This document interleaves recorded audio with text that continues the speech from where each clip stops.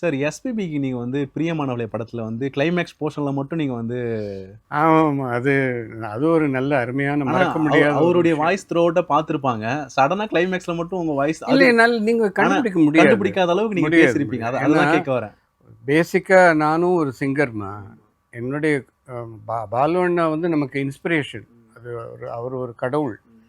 பாலு அண்ணாவுக்கு நம்ம போய் பேசக்கூடிய ஒரு நிலை வரும்பொழுது நான் என்ன பண்ணுவேன், என்ன நல்லா தயார் பண்ணிக்கிட்டேன். அது வந்து ரொம்ப உயர்ந்த ஒரு ஒரு ஆப்பர்ச்சுனிட்டியாக நான் எடுத்துக்கிட்டேன்.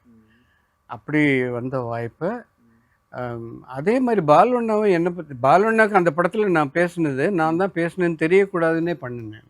நீங்க அந்த அளவுக்கு அவரு எந்த அளவுக்கு படபடப்பா வேகமா பேசுவாரோ அதே மாதிரி நீங்க வந்து ஆமாம், அந்த பேசியிருப்பீங்க. காட்சியை பார்க்கும்போது எனக்கு வந்துடும்.